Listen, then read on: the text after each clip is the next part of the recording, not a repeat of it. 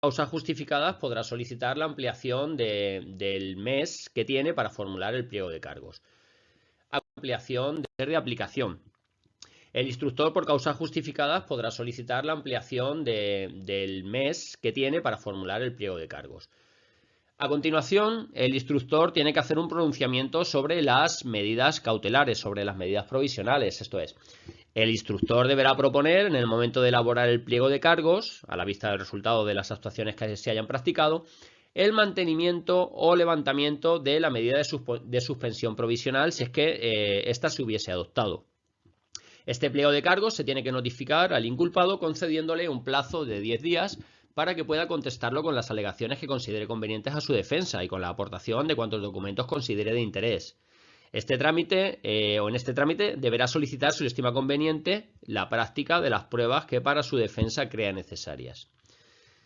Posteriormente viene la práctica de las pruebas. Una vez que se ha contestado el pliego de cargos o que se ha transcurrido el plazo sin hacerlo, el instructor podrá acordar la práctica de las pruebas solicitadas que juzgue oportunas y también la práctica de todas aquellas que considere pertinentes, disponiendo el plazo de un mes para la práctica de las mismas. Ahora bien, el instructor podrá denegar la admisión y práctica de las pruebas para averiguar cuestiones que considere innecesarias, debiendo motivar lógicamente la denegación, sin que contra esta resolución quepa recurso alguno por parte del inculpado. Para la práctica de las pruebas propuestas, así como para la práctica de las de oficio cuando se estime oportuno, se tiene que notificar al funcionario, al inculpado, el lugar, fecha y hora en que deberán realizarse, debiendo incorporarse al expediente la constancia de la recepción de esta notificación. Es importante la intervención del instructor, se tiene que practicar en todas y cada una de las pruebas practicadas y no puede ser suplida por la del secretario, ¿vale? Bien, pues después de esto, y una vez cumplimentadas todas las actuaciones mencionadas anteriormente, se tiene que dar vista del expediente al inculpado con carácter inmediato. ¿Para qué? Pues para que en el plazo de 10 días alegue lo que estime pertinente a su defensa y aporte cuantos documentos considere de interés. En este momento, si el inculpado así lo solicita, se tiene que facilitar copia completa del expediente. Vale, posteriormente viene la propuesta de resolución. Finalmente, y realizadas todas estas diligencias, el instructor formulará dentro de los 10 días siguientes la propuesta de resolución. ¿Qué tiene que determinar o qué tiene que incorporar en esta propuesta de resolución? Pues en primer lugar tiene que fijar con precisión los hechos, motivando en su caso la denegación de las pruebas propuestas por el inculpado. También hará una valoración jurídica de esos hechos para determinar la falta que se estime cometida, es decir, si ha sido una falta muy grave, una falta grave o una falta leve. Tiene que señalar la responsabilidad del funcionario, es decir, si este ha sido el autor de la falta, si ha sido inductor, si ha sido un encubridor, y finalmente tiene que determinar cuál es la sanción a imponer. Bien, la propuesta de resolución se tiene que notificar por el instructor al interesado para que también en el plazo de 10 días pueda alegar ante el instructor cuanto considere conveniente en su defensa. Una vez oído el inculpado o transcurrido este plazo de 10 días sin alegación alguna, se remitirá con carácter inmediato el expediente completo al órgano que haya acordado la iniciación del procedimiento, el cual lo tiene que remitir al órgano competente para que proceda a dictar la decisión que corresponda o, en su caso, ordenar al instructor la práctica de diligencias que considere necesarias. Vamos a finalizar con la última de las fases del procedimiento disciplinario, que es la fase de terminación.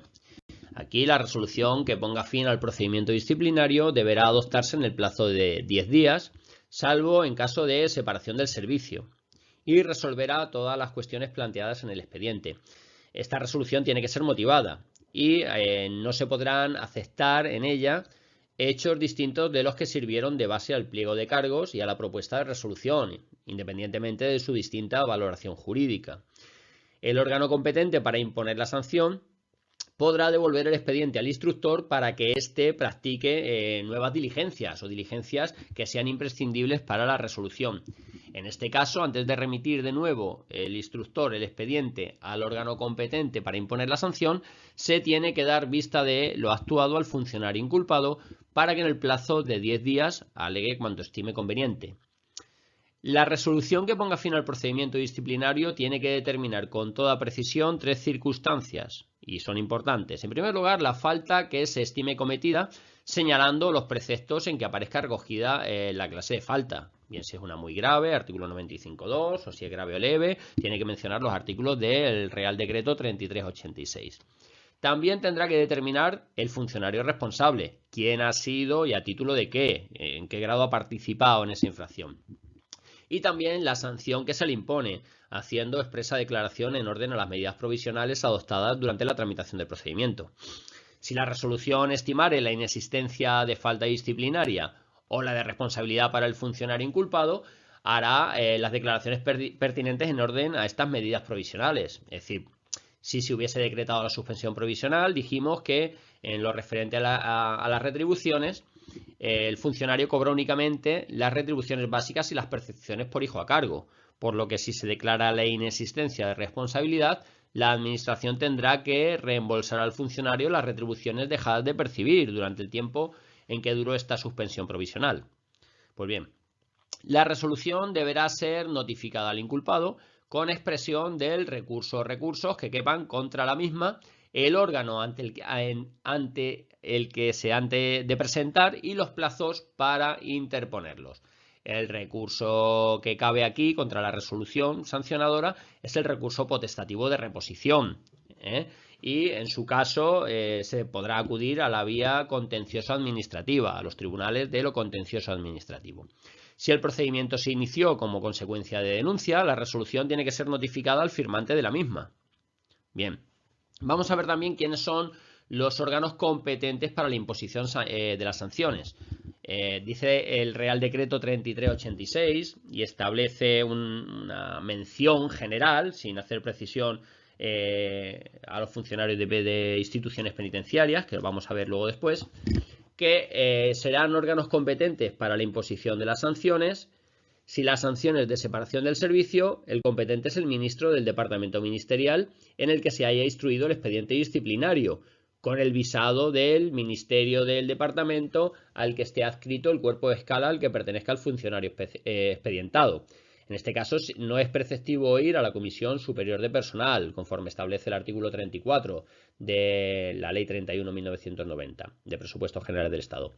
Si la sanción a imponer es la de suspensión de funciones o la del traslado con cambio o sin cambio de residencia, la competencia es de los subsecretarios como competencia propia. Y si la sanción es apercibimiento por falta leve, también tendrá la competencia el subsecretario del departamento en todo caso, los directores generales respecto del personal dependiente de su dirección general y los delegados y subdelegados del gobierno respecto a los funcionarios destinados en su correspondiente ámbito territorial. Si bien ya os digo que mencionaremos ahora después cuáles son los órganos competentes en instituciones penitenciarias, ¿vale? Finalmente vamos a hacer mención a cómo se ejecutan las sanciones impuestas. Dice el artículo 49 del Real Decreto 33/1986 que las sanciones disciplinarias se ejecutarán según los términos de la resolución en que se imponga y en el plazo máximo de un mes, salvo que, cuando por causa justificada, se establezca otro distinto en dicha resolución. Bien, el ministro de Política Territorial y Función Pública podrá acordar la inejecución de la sanción y el órgano competente para resolver lo que podrá acordar es la suspensión temporal por tiempo inferior al de su prescripción. Si la sanción fuera de separación del servicio, el acuerdo de la inejecución o suspensión corresponderá al ministro del departamento al que pertenece el funcionario. Y ambos acuerdos, ya sea el acuerdo de suspensión como el acuerdo de inejecución, deberán adoptarse de oficio o a instancia del interesado, siempre que mediare causa fundada para ello. Las sanciones, es importante también tener en cuenta que las sanciones disciplinarias que se impongan a los funcionarios se anotarán en el registro central de personal con indicación de las faltas que los motivaron.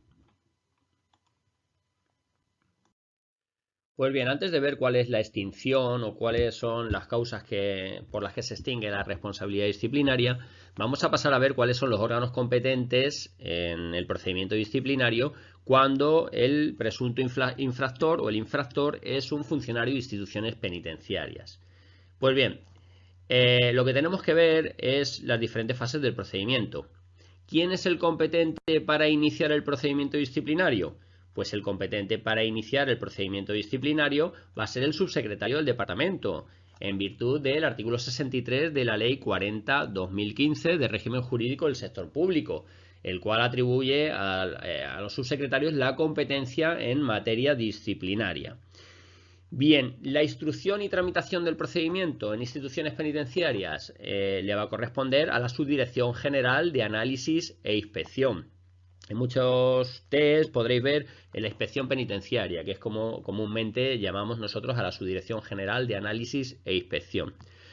Respecto a la terminación y resolución del procedimiento, es decir, ¿quién son los competentes para imponer una sanción? Pues bien, si la sanción es de separación del servicio, el competente para imponerla, cuando sea un funcionario de instituciones penitenciarias, va a ser el ministro del Interior. Las sanciones por faltas muy graves y graves, salvo la sanción de separación de servicio, pues van a ser impuestas por el subsecretario del Interior, también por delegación propia. Ya aquí, a partir de la publicación de la Ley 40/2015, quedan extinguidas o quedan sin efecto la delegación de competencias que puedan contradecir a esto. Por faltas leves, por el apercibimiento, ¿quién lo va a sancionar? Pues lo va a sancionar también el subsecretario. Y os voy a decir por qué lo va a sancionar el subsecretario, porque vosotros daros cuenta que el órgano competente para iniciar el procedimiento disciplinario es el subsecretario del Interior. En ese momento es muy difícil o es imposible determinar si una falta puede ser constitutiva de falta leve. Por tanto, si el órgano competente para iniciar el procedimiento disciplinario es el subsecretario, para imponer la sanción por falta leve también va a ser el subsecretario del Interior, ¿vale? Bien, en cuanto a las medidas provisionales y el nombramiento, las medidas provisionales también el competente para adoptarlas es el subsecretario del Interior. Y el nombramiento de instructor y de secretario, al hacerlo el órgano competente para incoar, también va a ser competente el subsecretario del Interior. Para finalizar con el estudio de la responsabilidad disciplinaria, del régimen disciplinario, vamos a acabar estudiando cuándo se extingue la responsabilidad disciplinaria y viendo cuáles son los plazos de prescripción de faltas y sanciones y los plazos de cancelación. Bien, el artículo 19 del Real Decreto 33/1986 establece que la responsabilidad disciplinaria se extingue por alguna de las siguientes 4 causas. En primer lugar, por el cumplimiento de la sanción. También la responsabilidad disciplinaria se extingue por la muerte del funcionario. También se extingue por la prescripción de la falta o de la sanción en los plazos que vamos a ver a continuación. Y la responsabilidad disciplinaria también se extingue por el indulto o la amnistía. Ahora bien, si durante la tramitación del procedimiento sancionador se produjese la pérdida de la condición de funcionario del inculpado, se dictará resolución en la que con invocación de la causa se declarará extinguido el procedimiento sancionador, sin perjuicio de la responsabilidad, ya sea civil o penal, que pudiera ser exigida, y se ordenará el archivo de las actuaciones, salvo que por parte interesada se inste la continuación del expediente. Al mismo tiempo, se dejarán sin efecto cuantas medidas de carácter provisional se hubiesen adoptado con respecto al funcionario inculpado. Bien, para determinar cuáles son los plazos de prescripción de las faltas y sanciones, tenemos que acudir al artículo 97 del texto refundido del Estatuto Básico del Empleado Público. Con respecto a las faltas disciplinarias, si estas son muy graves, prescriben a los 3 años. Las faltas graves prescriben a los 2 años y las faltas leves prescriben a los 6 meses. Estos plazos de prescripción de las faltas, ¿cuándo van a comenzar a computarse? Pues desde que la falta se hubiera cometido y desde el cese de la comisión cuando se trate de faltas continuadas.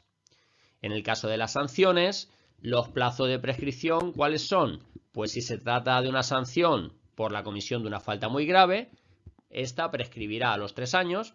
Si la sanción se ha impuesto por la comisión de una falta grave, esta sanción prescribirá a los 2 años. Y si la sanción se ha impuesto como consecuencia de una falta leve, la sanción va a prescribir al año. El plazo de prescripción de las sanciones, ¿desde cuándo comienza a contarse? Pues desde que adquiera firmeza la resolución sancionadora. Bien, importante, La prescripción se va a interrumpir, los plazos de prescripción se van a interrumpir, se van a cortar por la iniciación del procedimiento, a cuyo efecto la resolución de iniciación del expediente disciplinario tiene que ser debidamente registrada, volviendo a correr el plazo de prescripción si el expediente permaneciere paralizado durante más de un mes por causa no imputable al interesado. Bien, para acabar ya con esto y para conocer los plazos de cancelación de las sanciones, tendremos que acudir al apartado segundo del artículo 93 de la Ley de Funcionarios Civiles del Estado de febrero de 1964, a la cual nos reenvía el Real Decreto 33/1986. Este artículo 93.2 lo que dice que la cancelación de las sanciones se producirá de oficio o a instancia del interesado al transcurrir los siguientes plazos. Cuando se haya cometido una falta muy grave, son 6 años, cuando sea una falta grave, 2 años, y cuando sea una falta leve, 6 meses. Y el plazo de cancelación, ¿desde cuándo se va a contar? Pues se va a computar desde el momento del cumplimiento de la sanción. Y ojo, tenemos que tener en cuenta que la sanción de separación del servicio no se cancela.